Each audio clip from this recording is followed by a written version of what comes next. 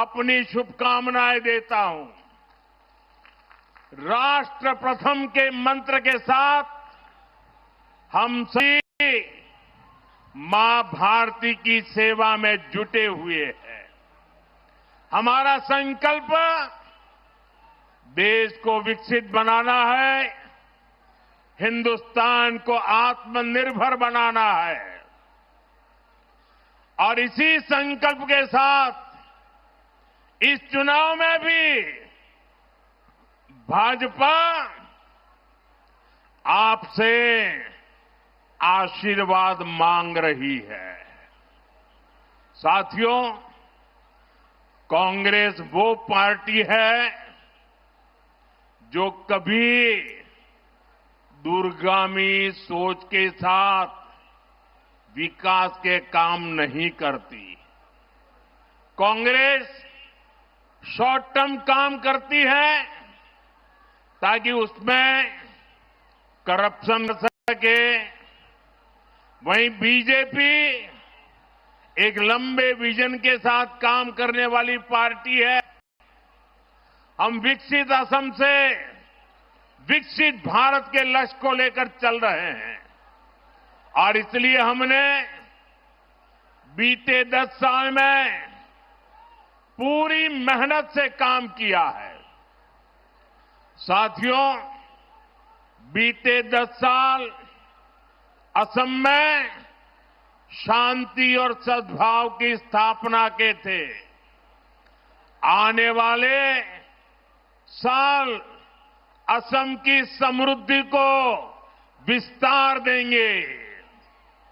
बीते 10 साल असम को असुविधा और असुरक्षा से बाहर निकालने के थे। आने वाला समय असम की आत्मनिर्भरता को। बीते 10 साल असम की पहचान को बचाने के थे।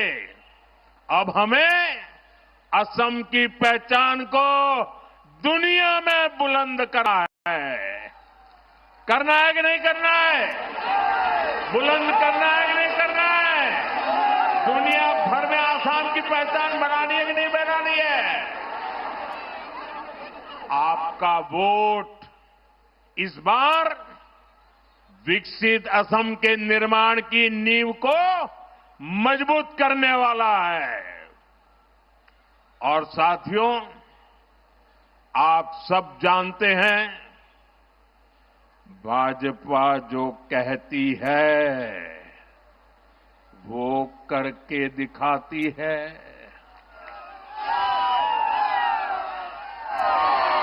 हम असम को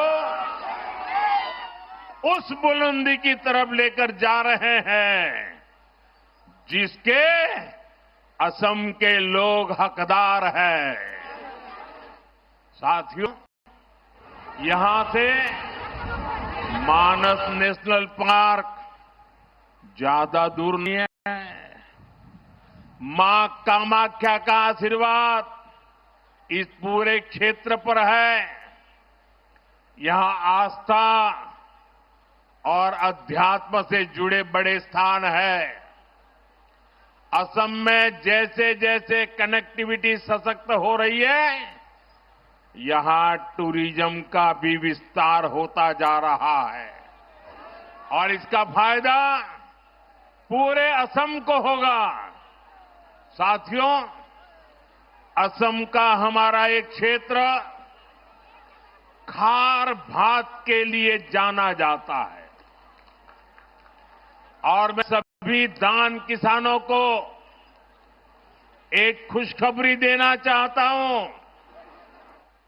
अब यहां से जोहा राइस, जरा मेरे किसान भाई बहन, ये आपके लिए बता रहा हूं। हमारे इस क्षेत्र के किसान जो जोहा राइस पैदा करते हैं, वो जोहा राइस की खुशबू अब यूरोप में भी फैलेगी।